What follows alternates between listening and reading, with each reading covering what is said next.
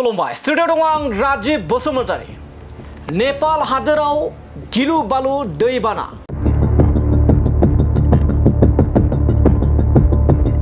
आरो बे गिलु बालु दैबानायाव जोंनि भारत हादरनिबो गोबां सुबुङा दासिमबो गोमानानै दं होननानै खौराङाव मोनगासिनो दं।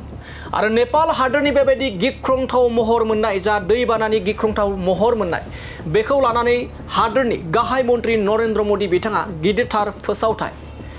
बे समाव मख'नांगोन जे जोंनि आसामावबो एबा आसामनि शिबसागरजों लोगोसे गासै मोन 11 जिल्लायाव गिलु बालु दैबानाजों 100नि खाथियाव सुबुङा जिउ खोमानो गोनां जादों आरो लाख लाख सुबुंफोरा न' गैजायै थासारियाव दङ।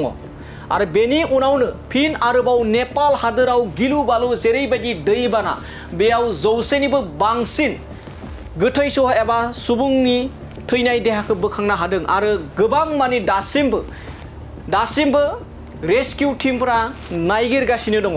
आरो बेखौ नोजोर होनानै जोंनि हादोरनिफ्राय नेपाल हादोराव बेबायदि दुखुथिया आरो गिलु बालु दैबाना जानायखौ नोजोर होनानै जोंनि भारत सरकारनिफ्रायबो मदद होनायनि खोथा होदों हादोरनि गाहाय मन्त्रि नरेन्द्र मदि बिथाङा। दासिमहालागै जोंनि भारत हादरनिबो खमैबो 100निबो बांसिन सुबुंफोरा गोमानानै दं होननानै बे समाव सुलुंनिफ्राय मिथिना मोननाय जादों।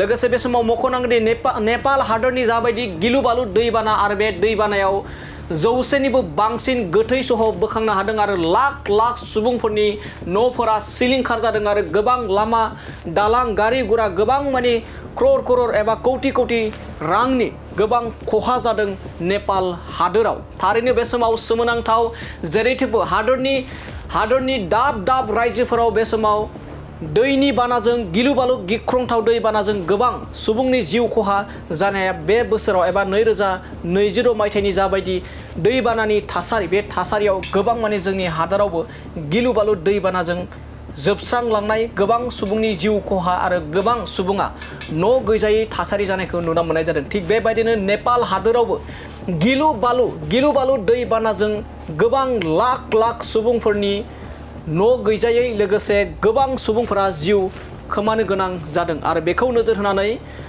भारत सरकारनिफ्राय मदद होनो थाखाय थांखि लादों।